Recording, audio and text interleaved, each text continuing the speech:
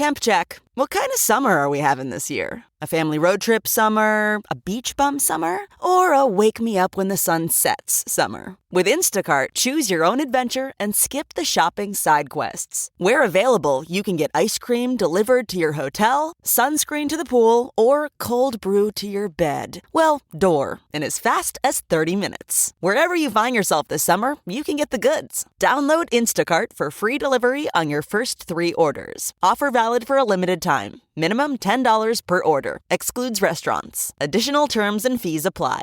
Somebody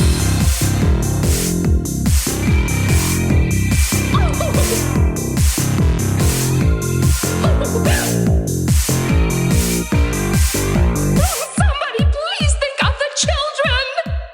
And welcome back to Little Cuts, our weekly mini-sode where we dig into things that we've been watching recently. This has been forever. I am Terry.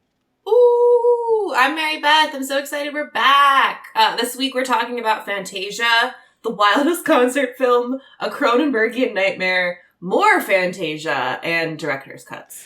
Yes, we sure are. And July sucked. So yeah, July was a piece of shit in a poop. Yep, I don't know what that means, but that's what I'm saying. It was awful. It was. Between going on training and then getting stuck in Atlanta for 4 days to getting COVID to ending July with a power outage because of a hurricane level winds, no tornado, but hurricane level winds coming through and being the biggest disaster, the biggest like power disaster in Omaha's history. I was without power for 48 hours. Some of my friends just got their power back today, which is a week later. They were anticipating. Oh my God. And there wasn't like a tornado at all. It was just really high winds. It was just really high winds. It was 15 minutes of really high winds that destroyed my fence, destroyed a bunch of people's fences, knocked down trees, knocked down just disaster. Absolute disaster. I have never experienced a power outage like this. The world really, climate change really said, fuck you, Omaha, Nebraska in particular. Because y'all got that tornado earlier this year, right? Like, not that long ago, you had that really bad tornado. Yeah. Just... Jesus Christ. A fucking disaster. Good Lord. Well, I'm glad we're now in August. Yeah, please be a better month. Please be a better month. And just to toot my own horn real quick on the self-promo train, my movie's going to festivals this September, everyone. Isn't that so exciting? It's so cool. Oh. The cat was very excited. Yeah. So if you are in Cincinnati or Philadelphia in September, my movie will be playing at Horror Hound and at Philadelphia Unnamed, otherwise known as Puff. So if you're around and want to come see my movie or hang out, come do it. Are you going to be there? Yeah, I'm going to be at both of them. Hell yeah. I'm going to the world premiere at Horror Hound, and then Philly's so close. Basically, I'm going to Horror Hound. Oh yeah, my movie's named Bystanders. Sorry, I'm just assuming everyone can read my mind and knows what I'm talking about. My movie's called Bystanders. If you haven't heard me talk about this, it's a rape revenge movie, but a cool one, if that's the thing that we can say.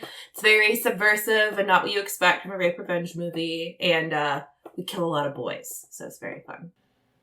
My movie plays on Friday the 13th at 8 p.m. At Horror Hound. So I have a Friday the 13th world premiere in September, which is very exciting. But yeah, so everyone, that's exciting news on the Mary Beth project front. So, hooray! Let's talk about some movies. Yes. All right. Let's start with some Fantasia picks, because I think the 2 movies that I put in here, well, I put 3, but 2 of them I think are movies you've seen as well. Well, I know one of them you've seen. I think you've seen both of them. Okay. I've watched a lot of movies in the last week and a half, so my brain's a little fried, which is why it's Fantasia and more Fantasia, because I watched a lot of stuff, and a lot of it was pretty good. So, I wanted to toot the horn of some of the Fantasia movies that I saw, because there's some weird stuff this year, but in a good way. Do we just jump into Fantasia since I'm already kind of talking about it? Yeah, so I was in Montreal For the last week of Fantasia. I've only gone twice. The first time I went the first week, and then I went the last week. And it was cool. It was actually like a cool back half of the festival. There was some really weird stuff and some pretty big surprises for me. So one of my biggest surprises, was this movie called Rats.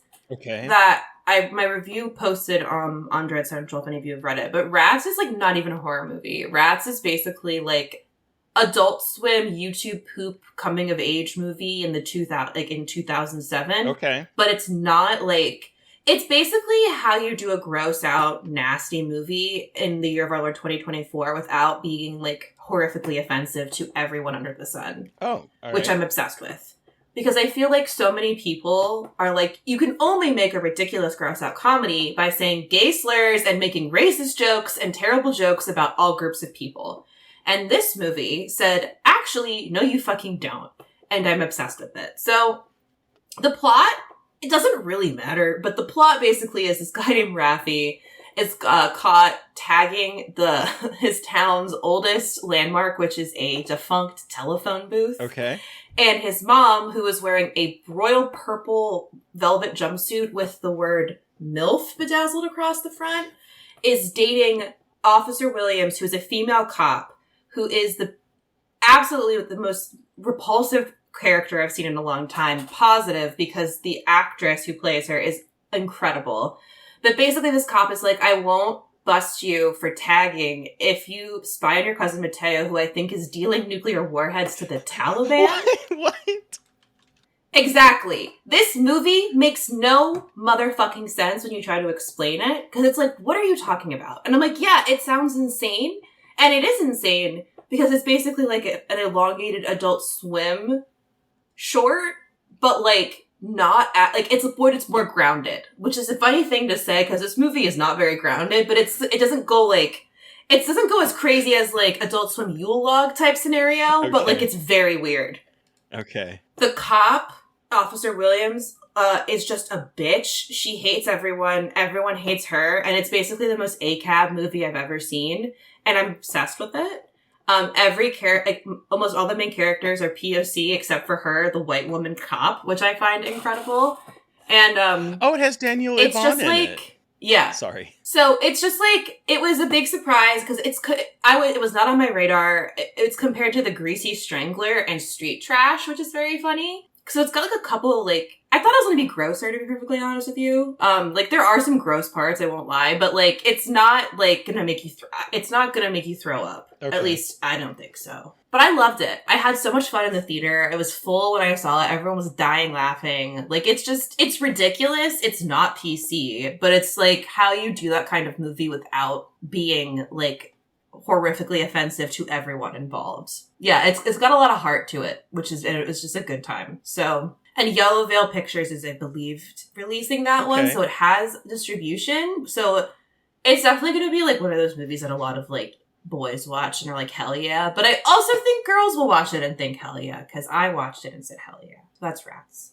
That was my number one of my biggest surprises. And then my second one was In Our Blood, which is a found footage movie by Pedro Cos, who is a Oscar award-winning documentary filmmaker. And he was basically like, I'm going to take my documentary experience and make a found footage movie about a woman going back to her hometown to like rekindle her relationship with her mother. Okay. And it's a really, I will not say it much because to say much would spoil the twists and turns, but let's just say it does something with found footage that I really love and shining lights on like actual issues. Like it starts out a documentary about addiction and homelessness, and they actually worked with the community in the town that they filmed in to use like interview actual people who are unhoused and dealing with addiction, but like respectfully, and like kind of talk to them about the movie and how to make it the right way, and like collaborated with that community so they're telling the right story without it being exploitative, because it's very easy to make a movie about drug addicts and unhoused people going missing to making it like very exploitative, but this one tries really hard not to be that way. And it goes to some really crazy places that I think some people won't like, but I loved and thought was like ballsy as shit. So that one doesn't have distribution yet, but I think it'll get it because of who's involved. I was really into it. And it was found footage, so of course I'm into it. And it has Alana Eubank in it, who I remember from Waiting. Oh my god! Oh my god, that was her! Oh my god! I didn't even think about that until just now. I didn't just connect to that. Because she's the one that, like, lifts her skirt up and has her pussy hair out. Yeah. I'm sorry. It's, like, terrible. But, like, I watched it when I was younger, and she's the bitch who, like, goes... Yeah. And she goes... It's so angry. Yes. It's so angry! And she, like, picks a piece of toilet paper out of it and throws it at them. Yes. Yes. Why do I remember that so vividly? That's so foul. But that's what I remember about it. She really ingrained herself. She ingrained herself in my memory. But she plays a very different character. But yeah, so and there's a couple more I'll talk about because I'm just talking Fantasia. But so far, that's Rats and In Our Blood were two big faves of mine. But before I continue, what's the wildest concert film? I think I know what it is, but I'm very excited to talk about it. I think you like this movie a lot more than I did. Valid. I can't wait to talk about it regardless. I know. So I here's the thing. I love M. Night Shyamalan, regardless of if I like his movie or not. And he's someone that is always swinging, and so I will always go see it. Sometimes I'm very disappointed. Sometimes I'm really surprised. This one is sort of on the disappointed side. Mostly. Okay. Mostly because look, I love that he is... What's the name of the movie? The movie is called Trap. And I love that M. Night is giving his daughters a platform. I love that he is involved... This is the only nepotism I trust. This is the nepotism I trust, because he's so obvious about it, and that's why I love it. Yes. Listen, I love Suleika. I love her music in Servant, which she shows up in. You know... Hell yeah, she does. His other daughter directed some episodes of Servant and did Watchers earlier this year and was produced by him. I love that he is supporting his kids, but this just was such a vanity project, it's felt like, where it was like, we have an album of songs. Let's make a theater movie for an hour that showcases the entire album and somehow create a story around it and then go from there. I think Josh Hartnett is fantastic in this. I love his performance in this. I love some of the things that it does in the third act, but boy, that entire concert part was not doing it for me. Oh, interesting. I'm the opposite. Okay. That's so funny. I was so bored by the end of that first hour. Really? That's so funny. Okay, so I had a gap in my schedule for Fantasia, so I was like, I'm like, it's walking distance from where the festival is to, like, the Scotiabank Theater. And I was like, well, they didn't have any press things for it. So I said, fuck it. I'm just gonna go buy a ticket and go see Trap in the movie theater. Like, why not? And when I bought it was for, like, a 6:50 show. Like, it was not a late show, but still, like, in the evening it was on a Thursday. Yeah, and that's when I went to see it. It was packed. Yeah, ours was too. It was packed. Yeah. I was so excited for that. We went to see it on Thursday too. Well, partly to escape the heat because, again, no power. So it was like we saw a bunch of movies, and that was. Oh, hell yeah! And I was surprised that, like, and people were having fun watching it. And I don't know if it was at the, like, they were laughing at the movie or with the movie. I don't know, but people were having fun. She has so many things to say about.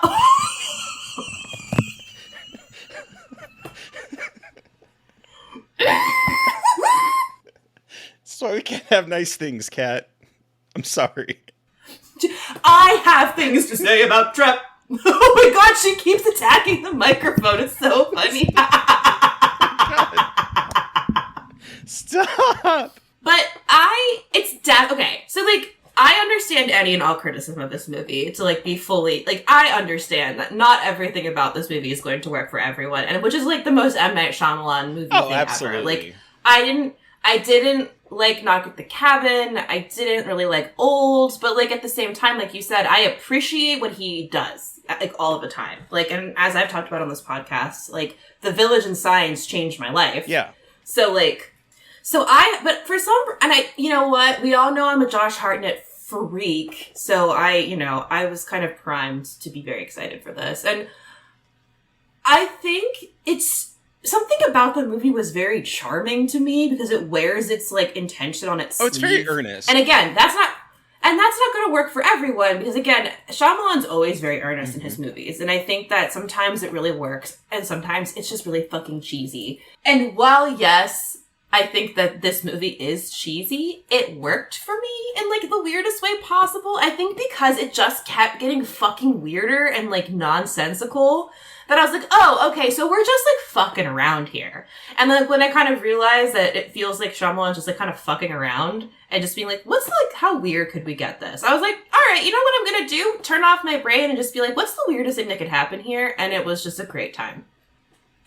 Again, I 100% understand. It is not everyone's speed. There are lots of holes we could poke into this plot. I get that. But goddamn. I didn't even care about the holes. Like, yes, you can drive some trucks through some of these holes. I didn't care about that. I just was like, I felt like the first hour was lacking tension. Like, there were some moments, but it was just like, interesting. I just felt like I was watching a Taylor Swift concert that some dad was at that is also not a good guy.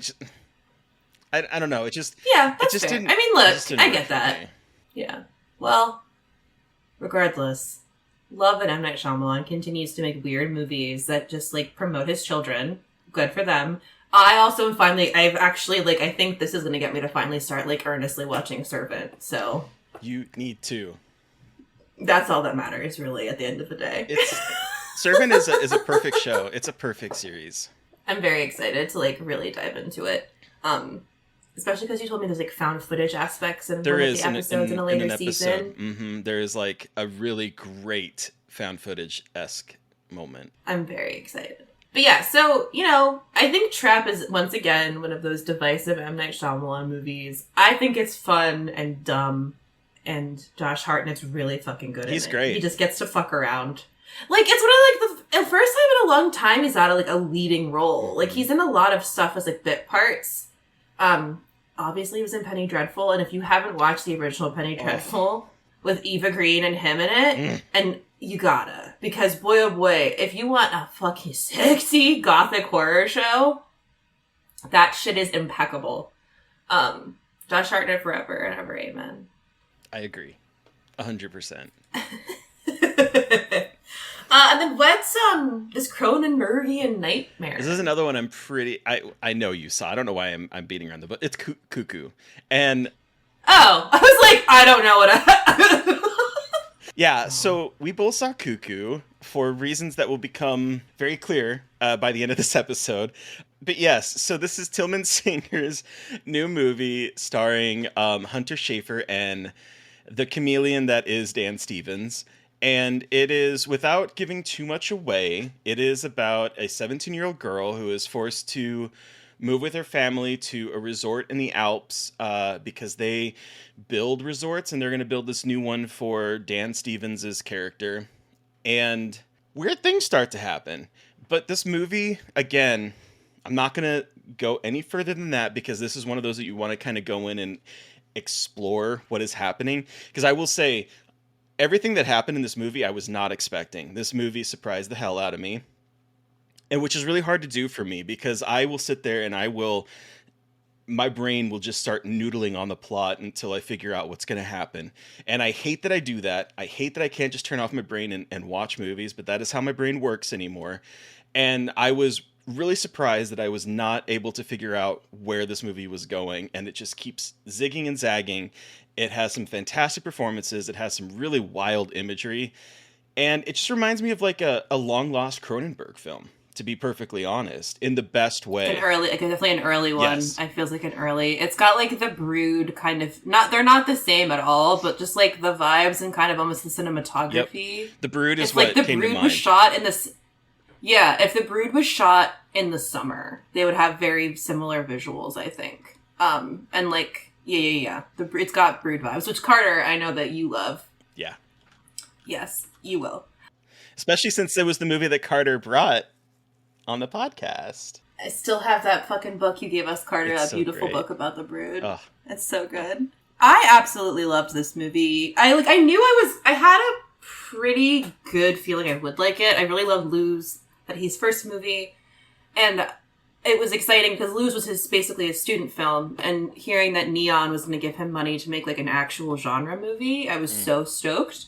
And it didn't disappoint. And Hunter Schafer really proves that like she needs more genre roles. I mean, we already knew from Euphoria she was she was incredible, but like she is so good, and this is a teenage dirtbag who is just like trying her best and also her worst, and it's incredible. Yeah, it's really hard to talk about because it's like, I'm not even sure if we spoiled it, you would understand like what it is anyway, but like just go in to like get it ready for something bizarre because it's like incredibly his brand of weird, and I loved it. And again, Dan Stevens has the most ridiculous German accent in it, like where he says Gretchen. Her name is Gretchen. He says Gretchen, and it's just really funny, and it's got like these weird injections of humor that are just like so very European, and I love it. Yeah. I gotta say, Neon is killing it in the horror movie department this year. Longlegs, Cuckoo, and even though I don't like it as much as The First Omen, Immaculate was still a really good film.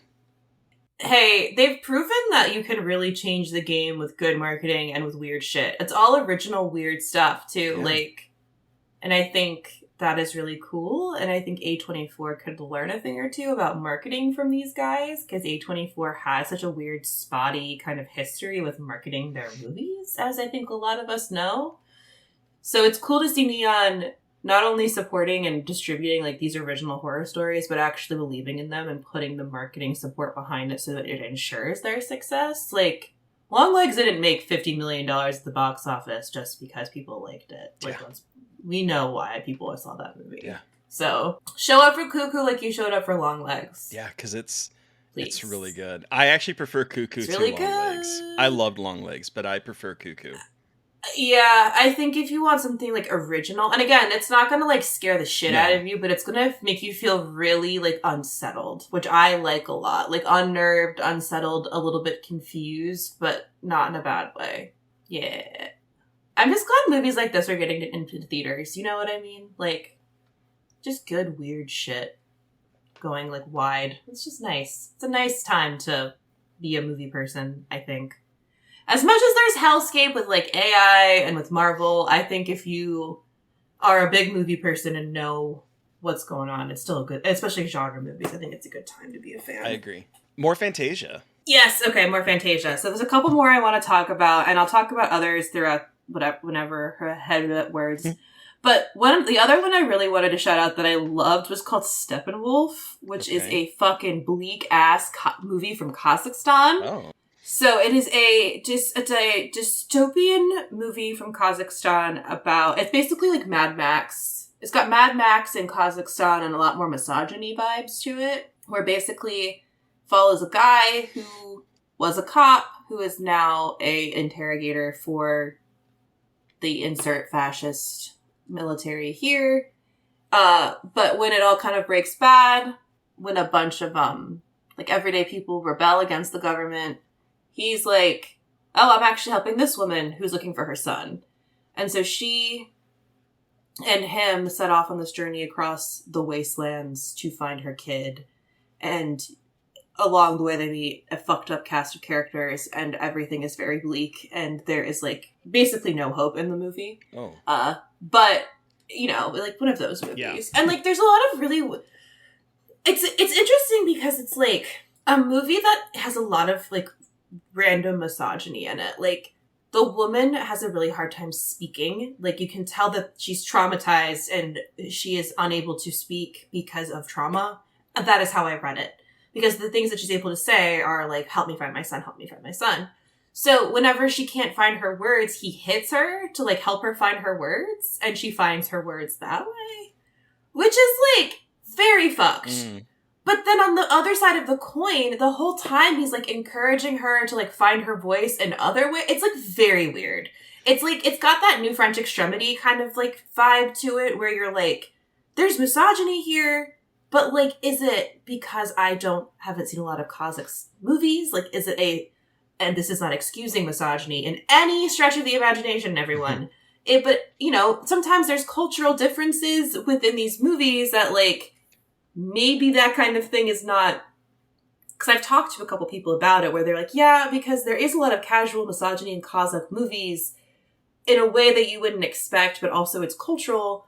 Again, I don't know. I am not an expert on this because at the end, like, the movie ends up not being misogynist for the most part, but it's still one of these movies that I'm still thinking about, which I like. You know what I mean? Like, I like movies that can kind of challenge the way that I'm used to seeing certain things represented on screen. And I don't love those moments, but there's a lot of other moments for the female character that are really interesting and I think empowering, ? It's hard to say because this movie is not an empowering movie because it hates everyone. But, like, a lot of the violence in this movie is against men. Like, there isn't, like, sexual assaults. There isn't, like, brutal beatings. So it's just, like, it's very weird.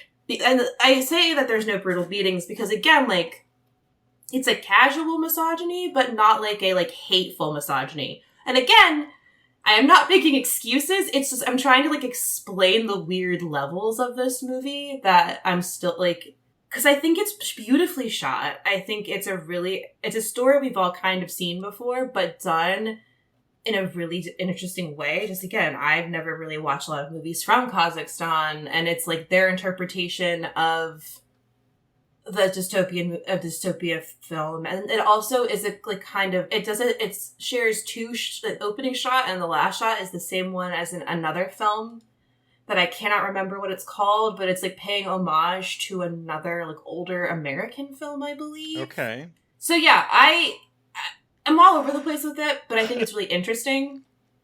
I think it's definitely going to be one of those movies that'll get picked up by someone and people are either going to love it or hate it. I could see this being like a Shudder pickup. Okay. Kind of interesting. Like a thing they put on Shudder. Which would be cool, because again, Kazakh horror, hell yeah. And that's why I love Fantasia, because you can, like, watch shit like that. Yeah. That is one of the benefits of Fantasia, is that they do a lot of, and it's one of the things that kind of also pisses me off, because there's some really good movies that premiere there, particularly some Asian films that premiere there that never get picked up. And so it's like one of those things where it's like, sometimes it's a once in a lifetime opportunity to watch a movie that otherwise won't get released in the States. And that's frustrating. Yeah, it's a bummer. It's a bummer because there is some really cool stuff. And, like, actually, I'll talk about this one and then I'll talk about another couple I like, because some of the ones I saw that I liked, like, have distribution and are coming out. But the one that I don't know anything about if it gets distribution is called The Tenants, which is a Korean film by Yoon Eun-gyong, and she's a female filmmaker. Again, like, you don't see a lot of female filmmakers at Fantasia from Korea as much. So she made this kind of satirical look at this is another dystopian movie, but this one takes place in a dystopian Korea where air quality is shit, everything's shit. You grind yourself down to the bone to live, and this guy is having a hard time making rent, so he basically subsidizes his bathroom to new tenants. But when they start living in his bathroom, things start getting fucking weird. And it's very Kafka-esque, if we want to put it that way. But it's, like, a very interesting satire about politeness and also about grind culture, work culture, and housing rights. It's actually, but it all comes together in a really weird, it's shot like a Twilight Zone episode. So it's, like, really weird, especially the tenants who move in, like, are very, very strange. And I really loved it. It's smart. It's stylish. It's kind of darkly funny. It's just, it's well done. So I'm really hoping someone picks that up, because I think it would do really well in the States. Hell yeah. So that's The Tenants. And, yeah, I really vibed with that one too. Yeah, there was some really good stuff at Fantasia that I had a good time with. So that's awesome. It looks good. I'm looking at it on IMDb and it looks right up my alley. Yes, it definitely is. You would definitely love it, I think. The last one, director's cuts? Yeah, so on Sunday we had our power back, but we were exhausted, and it was still really warm in the house except for the basement. And so I brought up this idea to cast that we get donuts from our favorite donut place, imbibe, and watch the director's cuts of Rebel Moon. So we spent... Yeah, I have not seen those. Those ones I have not seen. We spent, I guess it would be 5.5 hours watching Rebel Moon Part 1, Chalice of Blood, I think is the director's cut name. And then part 2, Curse of Forgiveness, because of course we have to have different names. It can't just be the director's cut. It has to have completely different names. And here's the thing. I am not a Zack Snyder fan.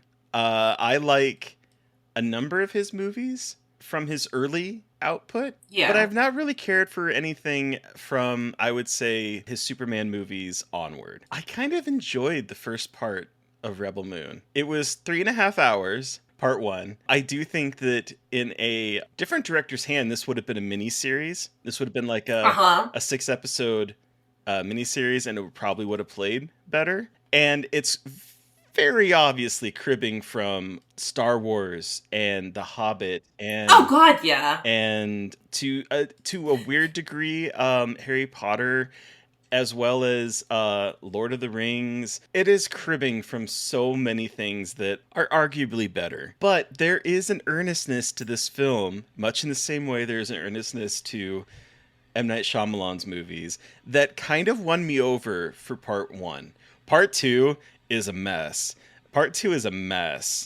There is like a whole 20 minutes, I want to say, devoted to this planet cutting down grains and preparing grains that like just keeps going and going. And so the plot of this movie is that there is an empire-esque thing that is led, at least in the movie, by Ed Skrein, who I think Skrein, I'm not sure how to pronounce his last name, but this man has a jawbone that can... Oh, this guy! Okay. Oh my god, he really does. Holy ass. And you know what? He's got that money, honey, because he's been in nothing but shitty movies. But you know what? And he's apparently a rapper. Those movies... Oh, I don't know about all that. I don't know about all that. But there's this planet, and it's very like medieval on this planet, and they work the fields and they produce. Call me the F-slur. Sorry, just still making me giggle. They produce all this grain that they end up like selling off, and it's a very idyllic place that's like very past medieval-esque type place. And like, okay. And the Imperial, whatever they're called, the Empire comes in and want all their grain. That the Empire, or whatever. I mean, and like the imagery is so on the nose. Like they're Nazis. They're dressed like Nazis. That's very much Nazi imagery. I mean that's the whole. It's like fascism against not fascism. Isn't that just like what it is? Yeah, the movie, basically, like Star Wars. And so there's a woman on this planet that was like crash landed there a long time ago and has become part of the planet, part of the community. Yeah. Oh, yes. I watched the first half of the original one, and we stopped watching it because we were so bored. I completely get that. I do think that it helped that we were very inebriated at Oh, absolutely. And you had donuts. Like, look, if that's the vibe you're going for, I respect it. Yeah. 100%. And I mean, I was on my phone. It probably is the best way to watch the like movies. I was zoned out for a lot of it. I was watching things on my phone. So like the thing is that like, so she tries to like tell them that they need to escape. They're like, no, we're just going to stay here. She's like, it's not going to be good. And so she ends up going on a Magnificent Seven Samurai quest to get 6 other people that will help turn the tide, I guess, against this empire. Yeah, sounds about right. And so the first movie is about her like going out there and getting all of these people, and then the second movie is them sowing grain. No, that's what it felt like for most of the second movie. I think the inebriation was wearing off at this point, and so I was like really like over this at this part. Thankfully, that movie is only an hour and 53 minutes. As opposed to the 2.5 hours that the first movie was. Oh, that's good. Okay, I was gonna say, because if it's a director's cut, I was worried it was gonna be like another fucking 2.5 hour. Yeah, no, it was definitely, actually, I think it's actually shorter than the part 2, than the original part 2.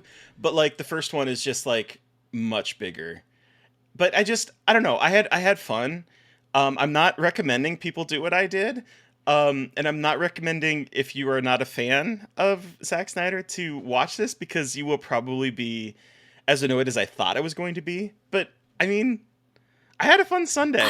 It's such a bummer too, because like I love his Watchmen. I do think that his adaptation of Watchmen is actually quite excellent. Source, I wrote my entire undergrad thesis on the film adaptation of Watchmen and comparing it to the graphic novel and the socio-political context of Ronald Reagan and George W. Bush. Nice. I've always been a nerd, y'all. And I also loved his movie Sucker Punch. Like, I know that I have not watched it in 20 million years, so like I don't have like I don't have like a grown-up Mary Beth lens on it, but like my burlesque name is based on that movie. Because, like, she comes in innocent and she proves that she's not. So, like, I loved that movie. I really was into his stuff for a while. But when all the Suicide Squad stuff really started happening, or was it Justice League. Right? Mm-hmm. Probably did. I was like, nah, I don't like the toxicity of him anymore. You know, just like, I don't really know much about him as a person, but it's just like the way that he was kind of feeding into these trolls with his stuff just rubs me the wrong way in terms of, like, so now, but like, because now he's getting director's cuts at Netflix. Like, it was almost manufactured. And, like, I mean, I guess good for you to get that bag, but you're another, like, quasi-decent white male director getting millions of dollars to make bad movies. Like, seriously? Come on, dude. Like, that's just lame. And, like, you changed the like, I guess you could say you changed the landscape of cinema, but I don't think for the better. I think, like, showing fans that they can, if they bitch enough, they can get what they want. Especially a lot of those fans are white cis men who are incredibly toxic and shitty. It just, like, puts a bad taste in my mouth as, like, who he is as a person. And, like, I know people always tell these, like, stories about him and, like, him being a good guy. But, like, at the end of the day, the way that you encourage that kind of behavior gives me pause about you as a person. That's my soapbox about Zack Snyder. Yeah.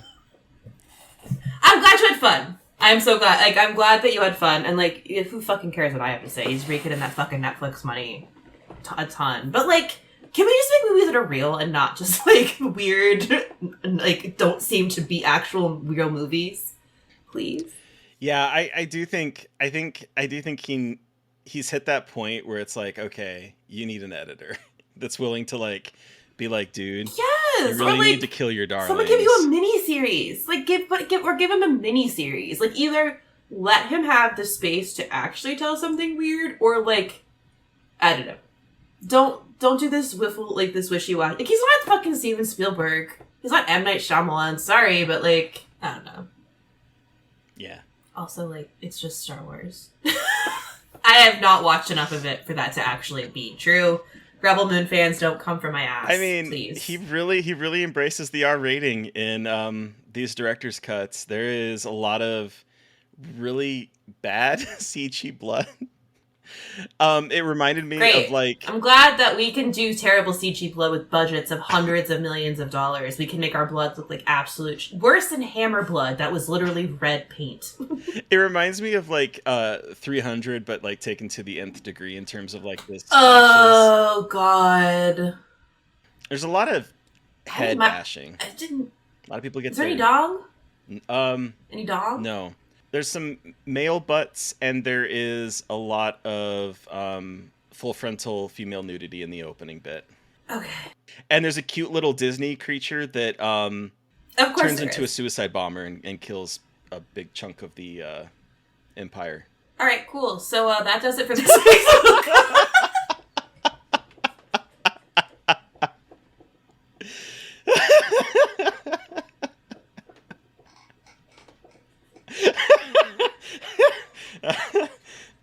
It's like I love movies, and then I'm like, why? Why do I? In my headcanon, it is that moment that caused Disney to be like, yeah, I don't think we're gonna have this as part of Star Wars, because, like, that was the initial thing, is that he wanted to make a Star Wars movie. Oh, okay, that makes a lot of sense. Like, he's had this in the back of his mind for, like, decades, apparently, but then he also approached Lucasfilm to make a Star Wars movie that was basically this. Oh, that even adds more to it. I didn't realize that it... Oh. And so in my headcanon, they saw this cute little thing that they could market that ends up, like, exploding and killing hundreds of people. Okay, I do love that. Like, that would be very funny. It was- if that it was like, oh, funny. a porg! And then it fucking explodes. Basically, like, this was, like- respect. You know what? Respect on that. You know, a little bit. Like, I kind of respect saying, like, fuck you to the little fuzzy creature, but, like, holy shit. Good lord. Well, everyone, that does it for this week's Little Cuts. We will be getting back to 30 Rock next time. I completely forgot to watch it because It's been forever. So it's been forever. So next week we're going to be doing next time season 4 of 30 Rock, episode 10 Blacklight Attack, and episode 12 Verna. So we will be going back to that next week. Yes. But then, Terry, who are we chatting with on Monday? We sort of like dropped the hint earlier, but we are talking with Tillman Singer, the writer-director of Cuckoo, which, as of this episode's release, is out in theaters, which is why I also want to talk about it this week, because I watched it twice. I got the screener and I watched it twice, because I really dug what it was doing. And so I was like, we need to talk about this film. But also, it was great talking with him. It is a shorter episode. We only managed to get him, I think I finished editing the episode today, and it's only 40 minutes. So it is a shorter episode. But he brought with him Michael Jackson's Thriller. We briefly talk about witches, but then we dive into Michael Jackson's Thriller, and we all learned stuff that we didn't even know about that amazing short film. It's a short episode, but it's a good episode. Like, we pack a lot of stuff in before. Like, thankfully he chose Thriller, so it's shorter. Mm-hmm. There's still a lot to say about it, but don't let the shorter time deter you. It's a really good conversation. And he's, like, the nicest person on the planet. He's such a delight. Just, like, such a delightful man. Very kind, very gracious with his time. So, yeah. Yeah. And see Cuckoo in theaters if you can. Again, if you're not Please. comfortable going to theaters, obviously. But, like, if you are comfortable, it's a good theatrical experience. Mm-hmm. Especially if you're wanting to go with the crowd. If you're okay with that, I definitely would. I'm thinking about seek trying it to go out. see it in the theater this weekend, because I just really... I would, because I saw really it in a dug theater and I loved it. Like, it's really, really good. And it looks so pretty. Yeah. Yeah. But yeah, so listeners, you've heard from us. We want to hear from you. Did you watch anything that we watched this week and have thoughts? Do you have things we should be covering? You can let us know by sending us an email at scarredforlifepodcast@gmail.com, or you can reach out to us directly on social media. I'm on Twitter at mbmcandrews and on Instagram at mb.mcandrews. And I'm everywhere at Gaily Dreadful. And of course, follow the podcast everywhere. We are at Scarred Podcast on Twitter and Blue Sky, and at Scarred for Life Podcast on Instagram. And please don't forget to review, rate, and subscribe. And if you want to help support us, we do have a Patreon that is woefully out of date, but I promise we're releasing stuff. Woefully out of date! I promise. Alleluia is going to come out this month because my ass got real behind with everything in July, but those will be up. We'll have Seltzer and Alleluia up within the next week or so for everyone on Patreon. So I promise. Scout's honor. Thank you to Eric Power for our artwork. Thank you to Sean Keller for our music. Thank you everyone for listening and coming back to Little Cuts. Please stay safe out there, but most importantly, stay creepy. And until next time.